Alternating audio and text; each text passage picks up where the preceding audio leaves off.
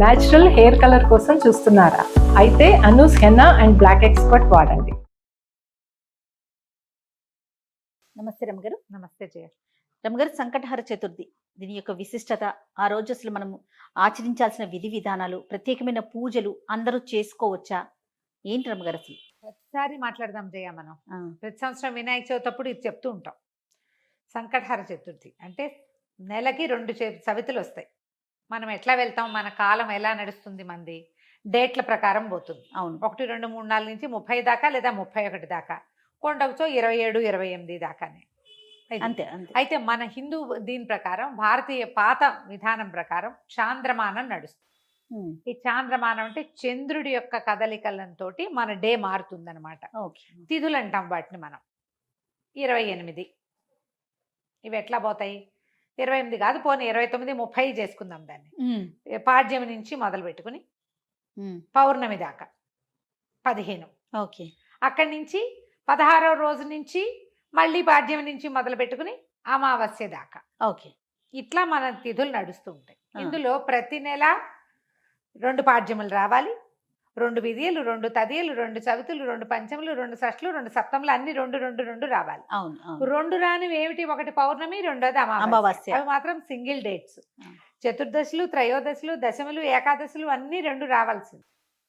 ఏకాదశి నియమం మనకి సాధారణంగా ఉంటుంది. ఎట్లా?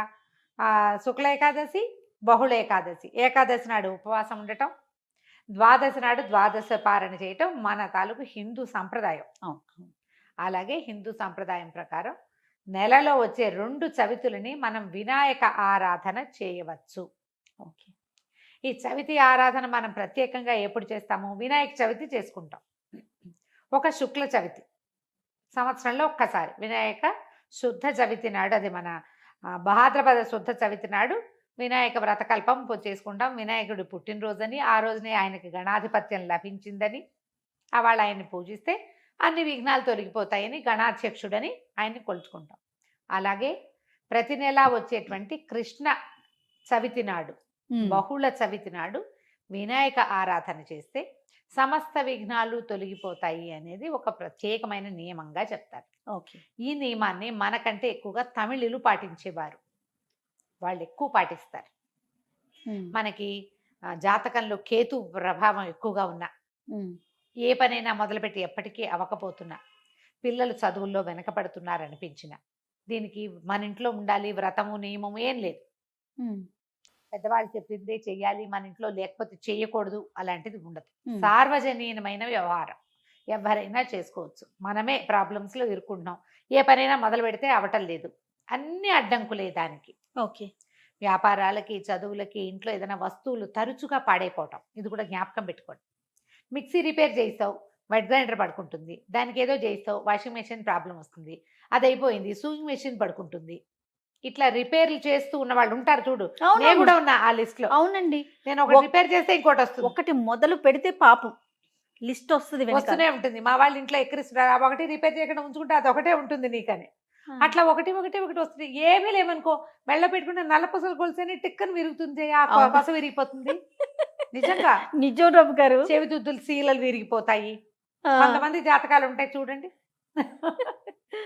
ఒక వరుసగా వస్తాయి, ఆగితే మళ్ళీ ఆగిపోతాయి. 2 సార్లు 2 బంగారపు వస్తువులు అయినాయి. ఓ వారం ఏమో ఒక 15 రోజుల్లో ఒక మొదటి ఫోర్ట్ నైట్ లో చెవిదుద్దు శీల బిళ్ళ విరిగి చేతిలోకి వచ్చింది, పొల్లేమో ఆ గొట్టంలో ఉండిపోయింది. ఇదేమిట్రా ఇలా అయింది, దీన్ని చేయించాలి అనుకుంటున్నా. సరిగ్గా 15 days తిరగగానే చిన్న గొలుసు ఒకటి పెట్టుకుంటాను నేను, హుక్ దగ్గర విరిగింది. దాన్ని రిపేర్ చేయించా, చెవిది ఈ గొలుసు విరిగింది. గొలుసు ఇంకా రిపేర్ చేయించలేదు, ఉంచారు. మళ్ళీ ఇంకోటి వస్తుందని. నెక్లెస్లు అవి లింకులు ఊడిపోతే ఏం చేస్తాను, అలా అనిపిస్తుంది నాకు. ఇలాంటి వాళ్ళు వీళ్ళందరూ సంకటహర చతుర్థి చేసుకోవచ్చు. సంకటహర చతుర్థి చేసుకుంటే బిజినెస్లో ఇబ్బందులు, చదువుల్లో ఇబ్బందులు, చిన్న చిన్న ప్రమాదాలు, ఇళ్లలో ఏ పని అనుకున్నా అవకపోటాలు, వీటన్నిటికీ సమాధానంగా ఉంటుంది. జాతకాల్లో అయితే మాత్రం కేతువు తాలూకు ప్రభావం ఉన్నప్పుడు, కేతువుతోటి ఇబ్బందులు పడుతున్నప్పుడు, గ్రహస్థితుల్లో కేతు ఉన్నప్పుడు కూడా మనం ఇది చేయమని చెప్తారు. ఏదైనా ఇంటి ప్రయత్నం చేస్తున్నప్పుడు ఆగిపోతుంది, అప్పుడు కొన్ని వారాలు మొక్కుకుని మనం కొన్ని నెలల పాటు చవితులు చేసుకోవచ్చు. ఈ చవితి చేసుకోవడానికి పెద్ద విశేషమైన చేత ఏమీ లేదు. సింపుల్ వినాయక పూజ. ఓకే. దీనికల్లా పగలు ఉపవాసం, చుక్కలు కనపడ్డాక భోజనం.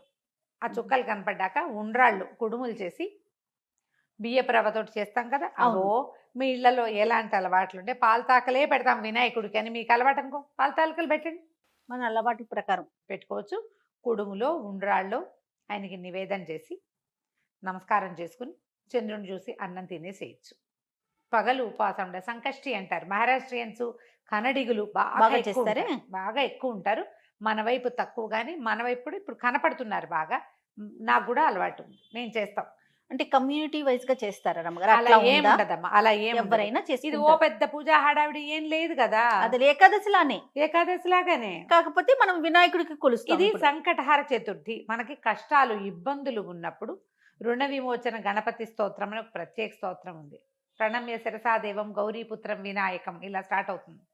ఆ స్తోత్రం చదువుకోవచ్చు. అబ్బే అవేవి రావండి, సుముఖశ్రీగదంత్య కపిలో గజకర్ణికః మనకు వచ్చు కదా, అంతే. ద్వాదశ నామాలు అవి చదువుకోండి. వినాయకుడికి కొంచెం గరిక, వాకిట్లో ఎక్కడైనా పెరళ్లలో ఉన్న బాల్కనీ కుండీల్లో ఉంటే గరికని పెక్కకుండా ఉంచుతా నేను, అవి వినాయకుడికి పెట్టుకోవచ్చు అని చెప్పి, బుధవారం నాడు పెట్టచ్చులే అని. ఆ 2 గరిక పోచలు వినాయకుడికి సమర్పించడం, ఉండ్రాళ్ళు సమర్పించి నమస్కారం చేసుకోండి. ఇది చాలా మంచిది. మరి పసుపుతోటి వినాయకుడిని చెయ్యాలి అదేదో సిద్ధాంతంగా చెయ్యొద్దమ్మా, ఎంత సింపుల్గా అయినా చేసుకోవచ్చు. సాయంకాలం సమీపంలో ఉన్న ఏ దేవాలయంలోనే గణపతి చతుర్థులు చేస్తారు. అన్ని చోట్ల వినాయక ప్రతిష్ట ఉన్న ప్రతి చోట సంకటహార చతుర్థి పూజ చేస్తారు. వెళ్ళి గుళ్ళో పూజ చేయించుకోండి, హాయిగా ఇంటికి వచ్చి భోజనం చేయండి, అంతే. కుడుములు ఏమైనా ఉండి మీ గుళ్ళో వాళ్ళు ఒప్పుకుంటే, ఆ దేవాలయం పద్ధతిని బట్టి కదా, ఒప్పుకుంటే మీరే కుడుములు తీసుకెళ్ళి స్వామివారికి అక్కడ నివేదన చేసి అందరికీ ప్రసాదం పంచిపెట్టండి. వినాయకుడికి వచ్చిన బెల్లం ముక్క నివేదన పెట్టడం ఒక అలవాటుగా చేసుకోండి. మనకి ఇలాంటి సమస్యలు ఉంటే కనుక తప్పకుండా కొంచెం బెల్లం నివేదన పెట్టడం, వినాయకుడి కోసం ఒక దీపారాధన చేయటం, దీపం పెట్టుకోవటం, దీపం పెట్టగానే వినాయకుడికి సంబంధించిన శ్లోకం చదువుకోవటం, ఓ బెల్లం ముక్క ఖచ్చితంగా, నువ్వు పళ్ళు పెట్టు పాలు పెట్టు అవి ఏమైనా పెట్టుకో, వినాయకుడికి బెల్లం ముక్క పెట్టాలి. ఇలా నివేదన పెడితే మనకి చాలా సమస్యలు తీరుతాయి. ఇప్పుడు నవంబర్ 1 వచ్చినట్టుంది. అవునండి, అంతేనా? అవును. ఆ ప్రతి నెల చూసుకోండి, క్యాలెండర్లో ఉంటుంది. మీరు ఈజీ మెథడ్ ఏంటి, క్యాలెండర్లో నోట్ చేసి పెట్టుకోండి. ఇందులో మళ్ళీ ఒక స్పెషల్ ఉంది. మంగళవారాలు గనక ఈ చతుర్థి వస్తే చాలా విశేషం. అంగారక చతుర్థి అంటారు దాన్ని. అది చాలా విశేషమైంది. అది ఎక్కువ సమస్యలు తీరుస్తుంది, ఇంకా ప్రాబ్లమ్స్ తీరుస్తుంది. దీనివల్ల బ్రహ్మాండం బద్దలైపోయి వారికి ఏదో వస్తుందని కాదు, కొన్ని జాతకపరమైన సమస్యలు తీరుతాయి. ఏ పనులు కానప్పుడు మనకు ఒక శాంతిగా ఉంటుంది. చికాకు తగ్గినా చాలు కదా అమ్మగారు, ఏదో వచ్చి మీద పడక్కర్లేదు. జస్ట్ మనకు ఉన్న ఆ చికాకు, ఆ బాధ, మనసు శాంతిగా ఉంటే అదే చాలు. అంతకంటే ఆటోమేటిక్ గా సమస్యలు పరిష్కారం అవుతాయి. అవును, అలా చేసుకోవచ్చు. మంగళవారం చతుర్థి వచ్చిందనుకో ఇంకా కంఫర్టబుల్ గా ఉంటుంది. ఒక 40 చేయొచ్చు, ఇవి 40 చేయొచ్చు, 21 చేయొచ్చు, 5 నేను 7 లెక్క పెట్టుకుని కూడా చేస్తా. ప్రతి నెల సంకటహర చతుర్థి నాడు పొద్దున్నే మా అక్కయ్య నేను ఒకళ్ళు గుర్తు చేసుకుంటాం ఇవాళ చతుర్థి అని. ఓకే, జ్ఞాపకం చేసుకుని మా ఇద్దరికి అలవాటు ఉంది. నాకు కొంచెం వినాయక ఇవి కూడా ఎక్కువ కదా, ఎక్కువ శ్లోకాలు చదువుకుంటాను. నేను చిన్నప్పుడు చదువుకున్న తొండమున ఏకదంతమును కూడా చదువుతారు రోజు నేను, నాకు అది అలవాటు. ఎవరి అలవాట్లు వాళ్ళవి కదా, మీరు అలవాటు చేసుకోండి. ఏదైనా ఇలాంటి సమస్యలు ఉన్నప్పుడు ఇట్లా చేసుకోవచ్చు. ఇది కొన్నాళ్ళు చేసి మానేయచ్చా లాంటి ప్రశ్నలు వస్తాయి ఎంతసేపు.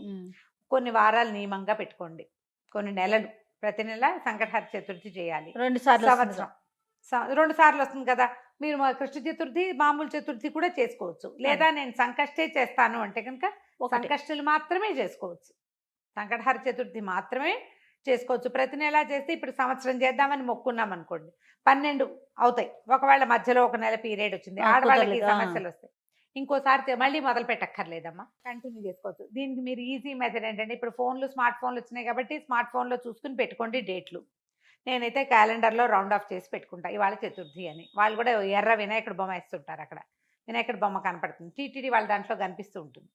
సో గుర్తుపెట్టుకుని ఆ రోజున మీరు చేయవలసింది ఏంటి, వినాయకుడికి సంబంధించిన స్తోత్రం చదువుకోవటం, 2 గరిక పోచలు తెచ్చి వినాయకుడికి సమర్పించడం, కొంచెం కుడుములో ఏవైనా నివేదన చేయటం, పగలు ఉపవసించి చంద్రుడు కనపడ్డాక దండం పెట్టుకుని భోజనం చేయటం చేసి చూడండి. మీకు చాలా ఇబ్బందులు తొలుగుతాయి.